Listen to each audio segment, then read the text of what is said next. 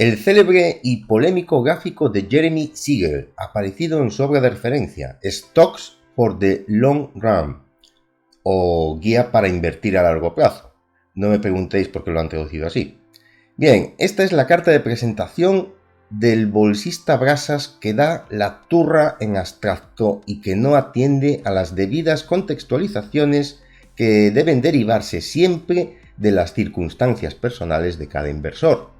Lo que este pesado quiere decirte es que las acciones son el mejor activo en términos de rentabilidad, y lo son para invertir además a largo plazo. En este célebre gráfico, Siegel compara los rendimientos en términos reales, es decir, descontada la inflación, de varios activos: acciones, bonos, letras del tesoro, oro y dólar. Las acciones son las que obtienen los mejores resultados, de media, una rentabilidad compuesta anual, recordemos, en términos reales, del 6,7%. Y eso durante el periodo histórico analizado por Siegel, que es bastante amplio y que comprende desde 1802 hasta 2013. El gráfico per se está abierto a múltiples objeciones, pero eso ya es otra historia. Así que vamos a ver, sin embargo, otra cuestión: lo largo que puede ser este plazo. Veamos este ejemplo. Un ejemplo además relativamente cercano en el tiempo. Se trata de la performance del Vanguard 500 expresado en euros desde el 1 de enero de 1999 hasta el 31 de diciembre de 2021. Recordemos que, aunque el euro no entró en circulación hasta 2002, la irrevocabilidad del tipo de cambio euro-peseta se fijó el 31 de diciembre de 1998. Por eso podemos usar resultados en euros para el periodo 1999-2001. Como podemos ver en el cuadro, tenemos el año, los resultados del Vanguard 500, la evolución de un euro a lo largo del tiempo y, a continuación, la tasa de inflación expresada a través del índice de precios al consumo armonizado. Eso nos deja la rentabilidad real del Vanguard y la evolución en términos reales de ese euro. Fijaos bien en el cuadro cómo va evolucionando. A continuación, y ciñéndonos a los resultados ya solo en términos reales, podemos ver los años que ha tardado el inversor en recuperar su dinero, dependiendo si lo hizo al principio de 1999 o 2008 o en años anteriores. Efectivamente, podéis ver que hay plazos muy pero que muy largos. Por ejemplo, quien invirtió a principios de 1999 recuperará su dinero solo en 2014, 16 años después. Lo mismo le va a suceder a quien invirtió a principios del 2000, que lo recuperará en 2015.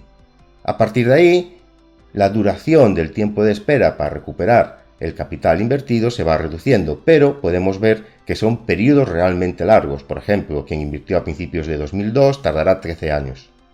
El mejor parado es el inversor de 2008, que paradójicamente recuperará su dinero tras solo 5 años de espera. Es entonces cuando el mismo cuñado de antes te dirá que el Dollar Cost Averaging, es decir, el DCA o la técnica de realizar aportaciones periódicas a tu fondo de inversión, va a curar todos los males. Pues no es exactamente así. Es verdad que no tendríamos que haber esperado 16 años, pero sí tendríamos que haber esperado bastante tiempo. Porque recordemos que el DCA es un mecanismo de inversión muy inteligente, es cierto, pero no hace milagros.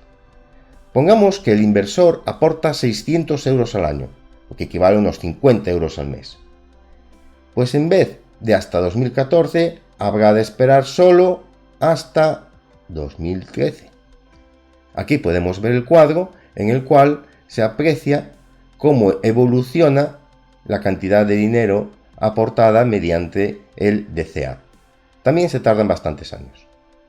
Podría ser entonces un inversor más agresivo, uno que aportara más dinero de forma creciente a medida que la bolsa caiga, y además mientras su rentabilidad total acumulada sea negativa. Pues también habrá de esperar bastante, en este caso hasta el año 2012. Ahora bien, habrá podido echarse atrás en 2005 y 2006, aunque con resultados pírricos en términos de rentabilidad. Aquí en este cuadro podemos ver cómo el inversor aporta más dinero de forma agresiva. Por ejemplo, en 2001 aporta 600 euros más, al haber caído la bolsa en el 2000. Y en el 2002 aporta 600 euros más que los que aportó el año pasado. Y así sucesivamente, mientras la bolsa sigue cayendo o bien mientras su cantidad aportada sea menor que lo que ha obtenido.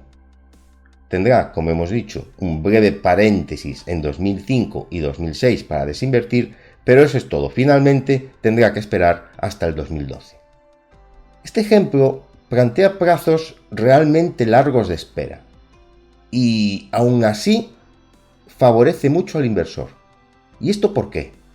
Primero, usa un instrumento eficiente en costes, que difícilmente hubiera tenido a su alcance el inversor español por entonces. Nos referimos al Vanguard 500 expresado en euros. El mismo ejemplo con los gastos del fondo naranja SP500, que comenzó a funcionar a mediados del 2005, y muy probablemente tendríamos que sumarle de 1 a 2 años más de espera. En segundo lugar, el inversor comienza a invertir. Y comienza, entre comillas lo decimos, es decir, este periodo no le pilla al final de su carrera de inversor, ni en el medio. Le pilla al principio, es decir, en su mejor momento. Tercero, el inversor tiene interiorizados los principios básicos de la indexación. Es decir, aporta siempre, no fraquea psicológicamente.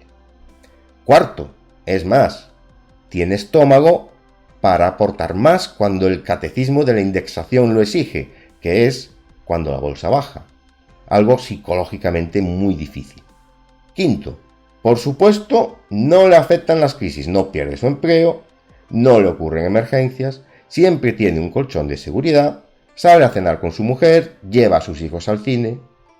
Y sexto, el inversor no desfallece porque cree de verdad en las bondades de la inversión indexada a largo plazo y, además, elige la bolsa con mejores rendimientos históricos con las empresas que cambian el mundo y dirigen la innovación, el SP500 del hegemón Estados Unidos. Es decir, no se ha indexado al IBEX 35 o al DAX, sino a la mejor bolsa de todas. Bien, ¿quiere esto decir que el gráfico de Siegel es una patraña? ¿Que invertir en acciones a largo plazo es realmente una turra? No. Lo que quiere decir es que la indexación es una estrategia de inversión muy inteligente, sí, pero que como toda estrategia de inversión conlleva riesgos. ¿Significa lo anterior que el DCA o aportaciones periódicas no sirve para nada? Tampoco. Pero su efecto no es el mismo cuando se empieza a invertir que cuando se está terminando de hacerlo. Recordemos, el DCA no hace milagros, ayuda. Eso es todo. La parte buena de esta historia es la siguiente. El inversor indexado agresivo, es decir, el que ha aportado más dinero cuando la bolsa caía, hubiera finalmente invertido 36.000 euros en 23 años y en términos reales tendría casi 143.000 euros, una rentabilidad acumulada de casi un 300%. Muy buen trabajo, pero ojo, durante más de una década se habría comido los mocos. ¿Sabe eso el inversor actual? Aquí podéis ver en este cuadro la evolución de las aportaciones de este inversor agresivo hasta el 2021. Un muy buen trabajo. Todo en términos reales. ¿Y qué pasa con el otro inversor? El más pasota, el que invierte siempre lo mismo. Es decir, 600 euros al año. Bien, este terminará aportando 13.800 euros y obtendrá casi 45.500 euros. Una rentabilidad total acumulada de casi el 230%, menor que la del anterior. Es decir, el DCA sirve y el DCA agresivo sirve aún más, porque aumenta el capital y la rentabilidad que se obtiene a largo plazo, por lo menos en este ejemplo. No obstante, este inversor, el inversor más pasota, también tiene que esperar más de una década. Aquí, al igual que en el gráfico anterior, podemos ver la evolución de la inversión de este inversor indexado más conservador y cómo ha ido aportando y obteniendo sus rendimientos.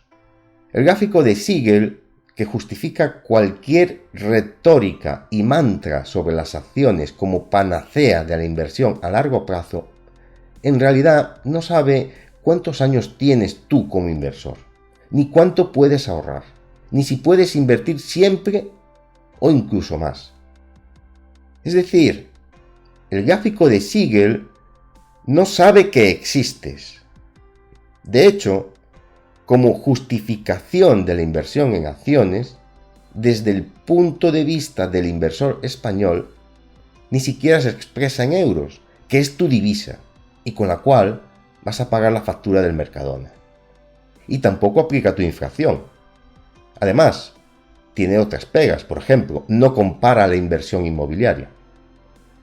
En resumidas cuentas, el gráfico no te conoce. El fondo de la cuestión es más prosaico y es la siguiente. Llevas poco tiempo invertido, muy poco, y dentro de un ciclo alcista de mercado.